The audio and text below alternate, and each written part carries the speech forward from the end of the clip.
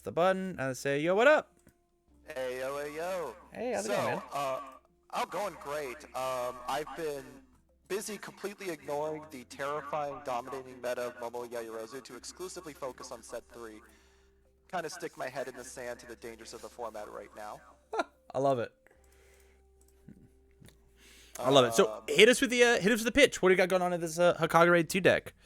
Yeah, so I know last time I came on last month, I said that like, oh, I'm gonna play Ojiro, that he's so cool in set 3, that like he's gonna be my go-to. And then they announced Black Bear Diner on an attack, and I said, nope, never mind. This is my new character that I'm gonna try to make work. So the idea with Hagakure is that like what I think is so cool about this character, you know how much I love the scaling effect of Cementos. How much I absolutely adore that character. This character's kind of doing a similar thing where like as the game goes on and the opponent gets larger and larger in their staging area, the core of what Hagakure needs to kill doesn't really get much bigger because she's getting the scaling speed. You know, if the opponent has 12 foundations and you throw out 4 attacks, you're getting at that point plus 16 speed from her character. Whereas, like, if they're on 4 foundations, you're getting plus 4 speed. So if you play 4 attacks, their foundation size kind of stops mattering. Which makes her really good in the late game, and she's near unkillable in the early game because of just how crazy that response is. Not only just in general, but even specifically into characters like Tokoyami, like Abara, all of those. This response just shuts down a lot of those floating effects. Now, what I've been trying to figure out with this character is I want to play them on good because I'm trying to avoid 6 hand size problems. And good is the single best foundation or symbol right now to draw us more cards. We've got passing the torch, we've got new training method to pick up cards, we've got back alley haymaker, we've got a lot of ways to draw. So that helps us kind of cheat our hand size a lot more. I was trying to figure out what attack lineup to run for her because my original one, if you look at the sideboard, my original attack lineup was very much a good stuff oriented lineup. Cannon Blast and Airstream Driver were originally in the deck, where the Heroic Strike and the Texas Smash now are. And Forceful Blow, I swapped with Airstream Driver at one point because I noticed that people weren't really blocking early on, so Airstream Driver was kind of not getting its discard as often. And those were my kill moves, but then someone suggested to me that like, why don't I just go mostly punch oriented and go Heroic Strike as a bunch of stun, Haymaker as a bunch of stun, and then use Texas Smash as my main kill move. So I'm kind of testing between those two variants and kind of wanted to get on board, get online, talk about those two ideas and which one might be better for this character. I know it was a little rambly, but I hope that concised my point well. You're good. Ramble away. Barrett, what's your thoughts? I think this is a really good start, for sure. I think focusing on the punches is a really cool way to take this because of exactly what you said. I actually think the biggest weaknesses to the punch package is speed, right? And you're basically adding that scaling factor to counteract that. That's why I think Haymaker is so popular is because it has EX on it as a punch. But as you said, Texas Smash kind of being the one that can kill people. I also think there's just a world where maybe if we find enough ways to punch, like to pump up damage, that the punch package can for sure get you there. We're getting a bunch of small +1s, right? Like you've already got the small numbers in there. You've already got the self-sacrifices. You've already got the one with natures. Like all of those, like they do, all the +1s add up a long way at some point. And as you said, like Toru is going to be one of those characters where if your opponent doesn't have a way to directly interact with the way that she scales on the plus to block mods, they're only going to be able to block maybe 1 or 2 things a turn if you plan on playing 3 to 4 attacks. So using those +1s in a smart way and in a concise way means that we might even be able to play even more greedier attacks that kind of fit that bill instead of necessarily like, Heroic Strike is great, but like, is it no different than just playing a stun 2 attack? Because are we gonna play it on a 6 and it only be for 5 damage, right? 4? I don't know how much it is. Which card? Sorry. Heroic Strike, sorry. It's for 4. It's for 4. So like, and then you have to use your incrementals, or at that point, how many cards have we tapped because our opponent is also attempting to disrupt us? So I think there's a very good way to finesse this with the punch package. or we do some sort of like combination of, right? Because like small and limber doesn't specifically say punch, right? It says all the other stuff. It says everything but. so like we Basically. could find a way to get somewhere else, but use a card like small and limber to help us keep our stage ready while going So, in. and that was originally why I brought in Small and Limber. Mainly it was actually because I was trying to find cool interactions with Infiltration. By the way, I know it's not a punch, but you are not removing Infiltration from the deck. I think Infiltration is way too cool of a card. We're not gonna touch it. You see So- this? This is my deck, man. I'll do whatever I want. It's 4 of them now. It's got Toru Breaker 2 on it, which I think is actually just good enough to play. So dumb. And I agree with you with the Black Bear Diner kind of thing. Like, there's just a world where being able to play this as a lead, it is the extra damage. It's the extra damage with the scaling speed that she has. Like, it does, and it's a mix-up low. Like, it does everything she needs to do. Just because it's not a punch, we're good to go. I don't know how this was a 4-div. So, like, I think the card's So fine. The original lineup here, so the original plan was I always Cannon Blast it. And I would Cannon Blast, commit my small numbers out, and then I would end like one face down. I'd Infiltration, remove the face down, and then ready up the 2 small numbers. Now I've removed the Cannon Blast because the problem is that like the Cannon Blast was very high risk, high reward. I could be convinced to bring it back in if we're going a more generic route. I will point out, I do think, as you mentioned, the Heroic Strike is only poking for like 4. One that I'm tempted to replace it with, I wanted to hear some thoughts on it. I really like Wind Up Punch. It's one of the ones in the side deck. Mostly because we have 1 with Nature now, and having a single 1 with Nature on the field allows Wind Up Punch to ensure it resolves. Even without 1 with Nature, we've still got Texas Smash to get that discard off. And being a 4 mid for 6, stun 2 when you discard, also can be boosted by Small and Limber. All just sounds really good. Oh, and Powerful 3. All just sounds really good to me. I think that's a really good point. I agree with you, and that can be used in any deck with the good symbol, right? Because we have 1 with Nature now, and we have Wind Up Punch that's going to come out. I think the scary part is that, like, man, you're a 6-hander, right? And I know you said already about, like, you have the Passing to Torches to draw, you have Destines to get there, the jabs can get you there sometimes, but the Haymaker, yeah. But other than that, like, it's a very big list of specific pieces that also leave you vulnerable, that you're gonna feel a lot of six hand size syndrome, right? And you're trying to like use things like 1 with Nature if you tried to go that route with Wind Up Punch. So I don't know if that's the right angle, but it is an idea for sure. I mean, it's +4 speed, right? It makes this an 8 mid for 7 because of the 1 with Nature with stun 2. I mean, this move just doesn't get blocked, right? It's just a 7 damage move that just smacks them. Yeah. Right. And if you have momentum, you just powerful it, add a bunch more damage. Right.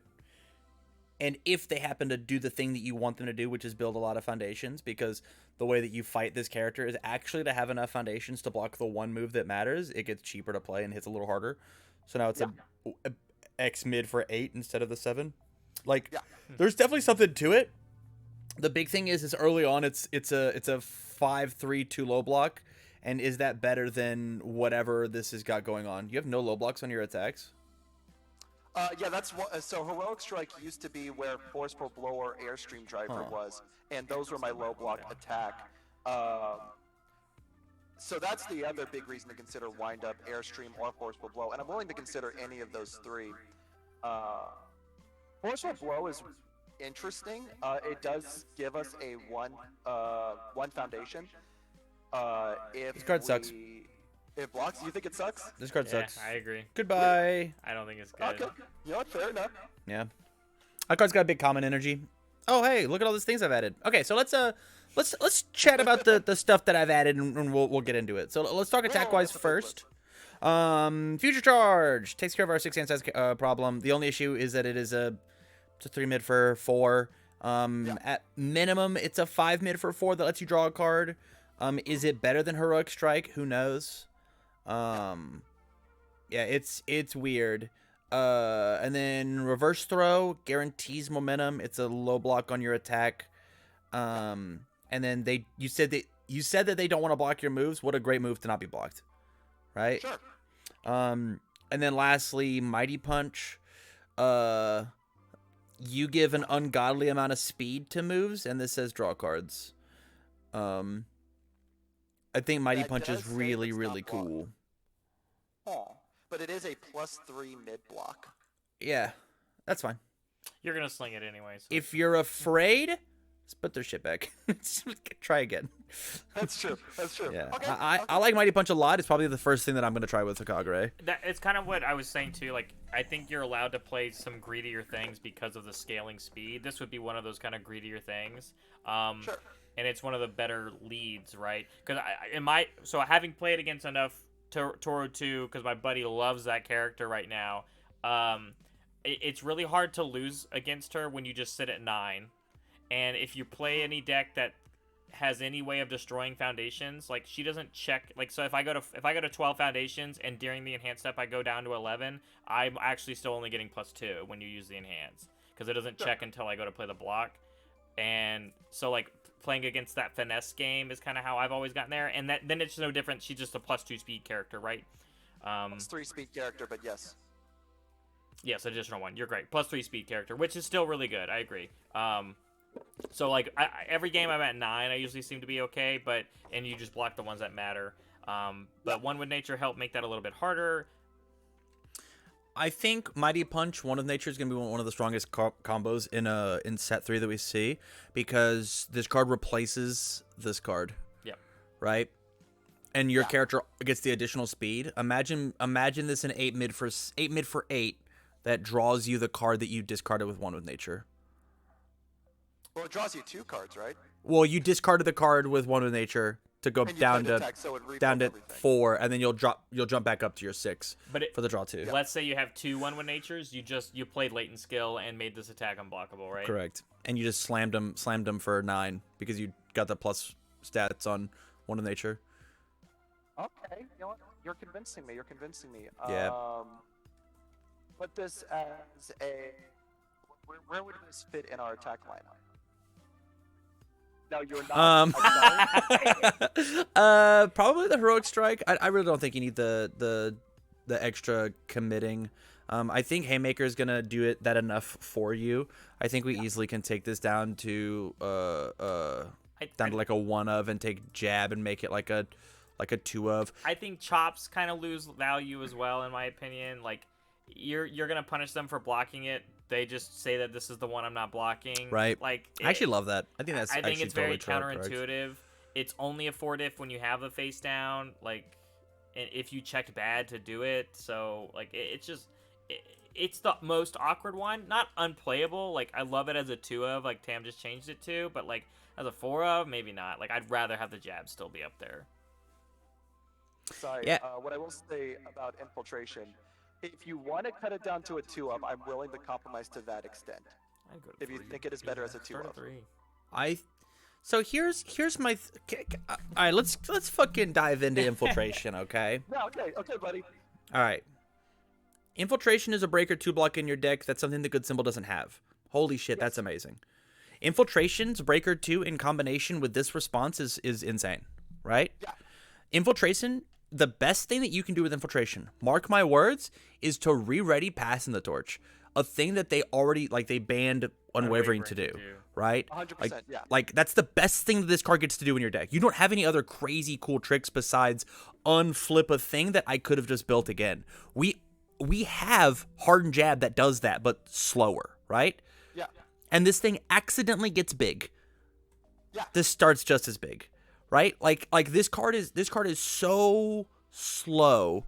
The coolest, I'll say the word coolest. The best thing that I've heard Invisible Infiltration think of being able to do is playing Moneta 2 and unflipping sticky balls every turn, right? And even then, I still think you lose. Like, I don't think that that's a winning strategy. It's just, And not dying. how do I be the most annoying deck I could possibly be? Yeah, like, for me, like, I see it as, like, so if you build a new training method, you can add a card to your hand when you check well to play the Infiltration, remove it, build it back in, build the thing you picked up while being able to still attack. I love that combo. That one I absolutely adore. because New Training Method, in my opinion, is already a ban-worthy card. I think that card's nuts. So, because of just building foundations is so important in this format, and now I get to play a 4 difficulty attack. Like, if we want to talk about turn 2, like turn 2 tempo. What are they called? Prime turns. Prime turns. I haven't used that term in forever. That was almost if I'm on my turn 2, and I play an infiltration, if I check to 3, I tap 1 instead of playing a 5 diff. But if I checked a 5, or if I check a foundation there with a New Training Method built, which hopefully I did because I built well on turn 1, respawn, become a 7-hander, use infiltration on the only thing I had to commit by just plussing a card, bring it back in to pick up another card later, and you could choose to build in the middle of the turn. It's 2 of. It's 2 of, and I'm going to put Mighty Punch to a 4 of, because the second thing that Mighty Punch does is this makes them afraid to go into Deadlock, actually. They see discard top 10 cards of your rival's deck, and they actually get afraid. True. I agree. Yeah, it makes it... Go ahead. I was gonna say, I love how we just spent like 5 minutes explaining how good infiltration was, and then immediately knocked it down to a 2 of. That was me telling you we shouldn't put it to 0. And 100%, if you play against a deck that Breaker 2 like can actually shut down the whole game plan, 2 more on the side. Decide in 2 more. Yeah. Put 2 more on the side. All right. Yeah. So, how many attacks are we at this point? With 19. 19. I will say I like Hagakure at about 44 foundations and 22 attacks. That general 33% attack lineup. I love that. Okay, that's good. I just want to put it in the wind-up punch because I want to see what it does with Woman Nature. It's got big Mighty Punch energy, and it also gives us 3 low blocks on attacks that we get to do something with. Yeah. I personally also like the idea of having the attacks that just have high base damage to lead into before you play the Texas Smashes, because she's already pumping the speed, right? Correct. And this thing's accidentally a 4 diff late in the game, right? So like play like one of the best lines that you can have is like back alley Texas wind up. And this says during the combat phase. And so like you could have won with nature something earlier, run out of cards in my hand, and this thing still gets the stun too. Or like you said earlier, use the Texas Smash Enhance so that the wind up punch comes in with an extra 4. Hey, I've already discarded a card. First enhance, I'm gonna get stunned too. Yeah. Yeah. I like everything I'm seeing here. At this point, do we keep Heroic Strike as a 1 of, or do we drop it and then have Jab be a 3 of? Because I like Jab being able to pick up like a New Training Method a lot. I actually think with the inclusion with the wind-up punches, again, I don't think Heroic Strike is any better than you playing just a stun 2 attack, so I think it could just be something else. So the thing about Heroic Strike is it's just really good as the 3rd move on. Yeah. Right? Yeah. It wears Texas Smash really well. And so like at minimum 4 diff, 6 high because of our character, right? Sure. 6 high stun 3, 8 damage move. That seems great. That seems really, really cool. But the big thing, like, I'm not opposed just because this number's low, but we gotta look at foundations. Yeah. Sure, we'll take a look at foundations and maybe we'll come back to that. Yeah, we'll do it for now, and I'll put Heroic Strike in the sideboard and just see what's up. Because we did just like we took out a couple mid blocks, but wouldn't put in mid blocks. But at the same time, like, you don't need to block with your fucking character. It's lame. Okay. Let's talk about the shit that we left on the cutting room floor. Idle work is sick. This card is so good. This card's so good. If this attack deals Destroy just a cycle. That's so good for like saying. This is a take. I'm listening. What? I think this is a take. I think this card's so cool. If I'm planning on blocking something and I know that they're not it says that I get to take the bad foundations in my hand and possibly make them attack cards, which is rad. If they posture to block my move, I'll destroy one of my committed bad cards, and then in order to find more gas and kill you. It also destroy a foundation : right? Like it's good. I like sudden appearance. I think sudden appearance is tight. I think it's cool. I think it's one of the coolest one-offs you can have in your deck. I think this affects the speed stat in a way that's not your character and is not speed, right? Commit for +2 speed that can't be messed with, and then also just flash, one of the sickest things that you can do after your Texas Smash, right? Like if they are looking weak, you just like, oh, It's a flash move. It's an offensive version of cheerleader that you just flip to do instead. You just make this your first move. In hindsight, with invisible infiltration, you can make it 2 faster, remove it, get a new one to do it on the next thing too.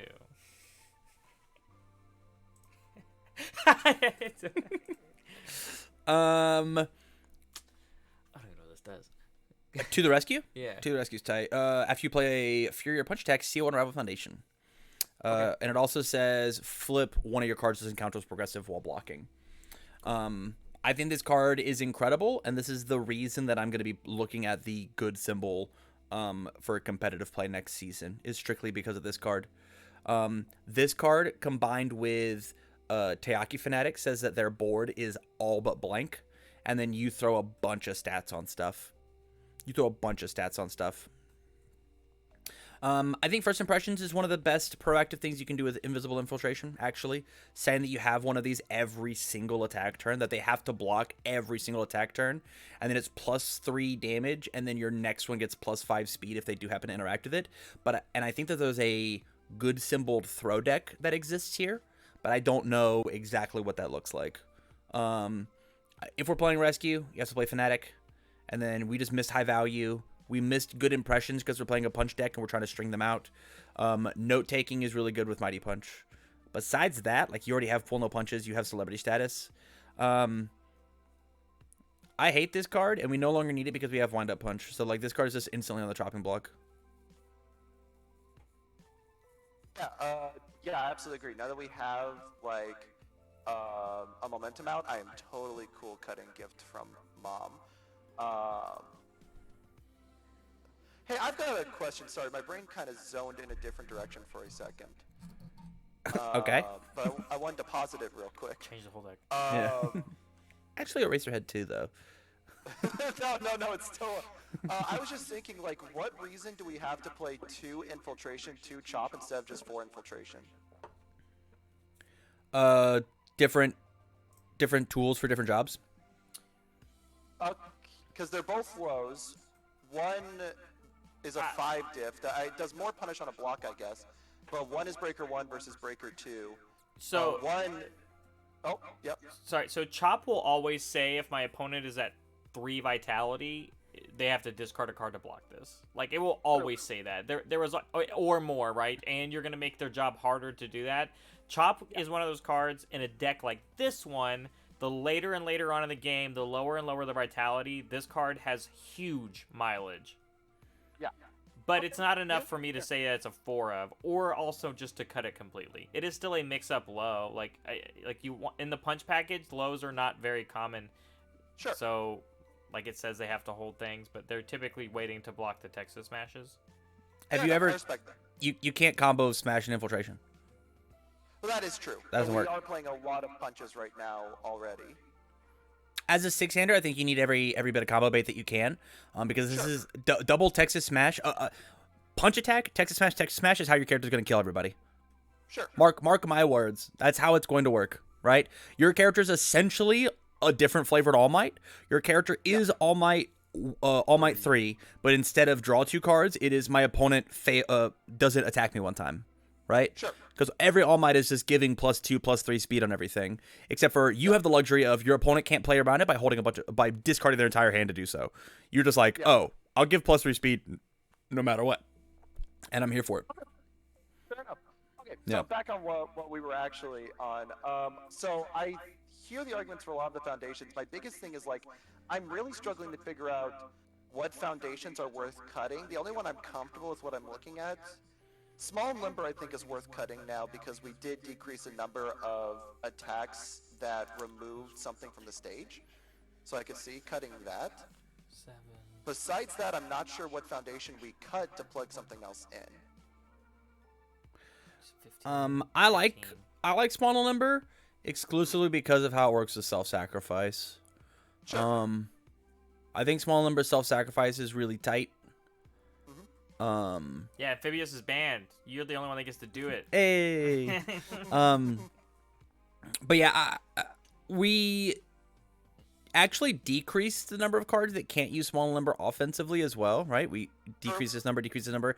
Every other move, this has Fury, this has Fury, this has Charge, gets to use small numbers ability to like stack more stats on. Fair enough. Yeah. But it could go down to a 3-up if you really wanted it to. That doesn't. I don't that's not a hill I necessarily could die have on. any. When it comes to the foundations, I want Cheerleader to stay a 3 or a 4-up. Aside from that, I'm cool cutting basically everything else. I personally think 3 is the right answer, and you sideboard the 4th. Sounds good to me. I'm totally chill with that. So Manly, what's up with this card, huh? The idea of this card is that, like, in the early to mid game, I found myself, as a 6 hand size, you're needing to sculpt to find your kill turn. So I had a lot of games where I was having a grip of attacks, and like I didn't really want to block with the attacks in my hand because I didn't know if I'd draw up to more attacks. What this card says, as I see you hover over the 0 button, or maybe the 1 button, what this card says is that, like, they hit me with an unblocked attack, I add something to their card pool, they try to play something, if they check like a 3, I can make them check again because their progressive is now bigger. It just stops those combo turns. How does this sound to you? All right, let me hit you with an elevator pitch. Sure. Enhance, pay 6 health, flip. Your opponent adds the top card of their discard pile to their card pool. What's the health on Hagakure 27? Yeah. That doesn't sound bad. I think that sounds atrocious. I think that sounds so bad. I think that sounds so bad. In my opinion, the card is, so learning the standards is very similar, right? It makes your opponent play not a thing. But the fact that it says unblocked attack says you have to pay, your opponent's allowed to just like mollywop load something up, and you're gonna get punished for it because you want to use your cards. If that one extra turn is valuable enough to you, then yeah, sure, it's great. But it's also like, if that top card of my discard pile was a foundation or something like that, and I now have that in my card pool, and you play against cards like Forcing Surrender, or you play against things like Create Capture Net, like it's a temporary solution and something that your opponent could potentially get around, right? Correct. Like cards like Sticky Balls, and there's going to be more card pool clearing, as we've already seen from some of the cards they've shown us, or card pool stuffing, I should say. But there's already, in my opinion, enough answers to kind of deal with it. To where it's not amazing, and eating a whole unblocked attack is not a good enough cost, in my opinion, to even make it a 1-of. If this card wasn't unique, I'd slam 4 in your deck, right? Because it actually just says flip X copies of this card, your opponent skips their turn, but that's not what this card says. This is Sticky Balls without -4 speed. And you have to take the attack, right? Like, I'm not even allowed to, like, Sticky Balls and then breaker block them, right? I just have to I actually have to eat this one to the face. I think this card, I think you should try it at a 1-of. I think you should try and see how this card looks, and then feel how you feel about it. See, this is one area where I'm definitely coming from a Yu-Gi-Oh background, because in Yu-Gi-Oh, the mindset is often life points don't matter. You know, it's like, oh, you could burn 7,000 life points or 999 life points, as long as you build a board that can't be stopped. But I get that that's different here with life points. It's hard to keep yourself from losing 0 life. So something that says lose 6 life can be very problematic in a lot of situations. Right. And 6 is like the average, right? Like if your opponent ever like hits you with like a little 3 damage move, yeah, this card's great, right? But like, people are playing pokes for a minimum 5, right? Like I back alley Haymaker into Kirishima 2, and this thing's coming in for 9, right? They've got double homage in Kirishima. This thing's fucking beating the brakes off me. And I tapped your 2, and you're just gonna shove 1 in and get 8-9 for it or something like that. Like, you don't want it. You wouldn't use that here. You would be like, I need to block this. No, Recovery Girl loves this card because she doesn't care about the unique keyword on it. But like, in a character where and a 6-hander. Like, if you see this on turn 1 and you play against a deck that can just deal with it, you're like, oh, I have one foundation that almost feels blank. Sure, I get you. And I think that's going to matter a lot this next set, like having meaningful foundations. Yeah, I totally get what you're saying. High value target. I think this card's tight. We should be playing this card at a 3-of. This card beats your character. We need high blocks. What do you mean it beats? It counts as 2 Mine's fair. foundations, Oh, well, which means that I don't have to have as many attacks in my deck. We should be playing 4 of this card. 4 promo punches? I totally get that. The deck Absolutely. mark's crazy. We don't have any 3 dips for jamming. Sure. What's this number look like?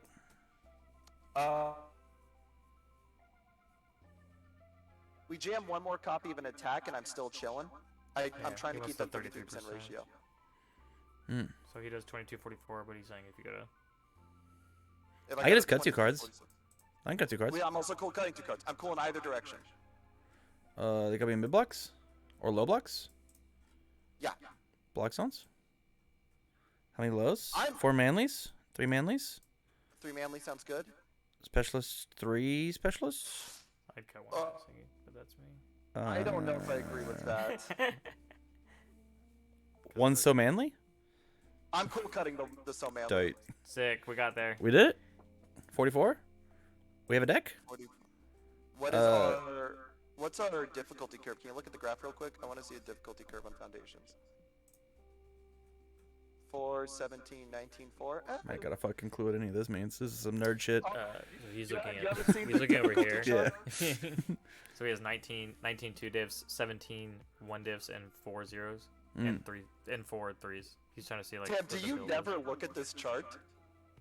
This is some nerd shit. I'm a math major. I look at it. Don't Yeah, worry. fuck this. This Yeah, is thank you, Barrett. this is fucking Some nerd fucking dweebs. I look at the checks too. I play a lot of 4-check decks, so Imagine. like it helps me be like, Imagine. you need to play on this kind of curve, kind of thing. 3s and 4s, baby. Yeah, that's the My Hero format. Yeah. It's fake though. It's fake. Look Yeah. how fake it is. Yeah, I know. That's not real at Hey, all. that's not speed. That's block mods. True. Good point. Good point. Good point. All right, man. Final thoughts. It's definitely given me a lot to experiment with. I want to mess around with the mighty punches, really play those out, because that's the biggest card on this list that just like I didn't even consider.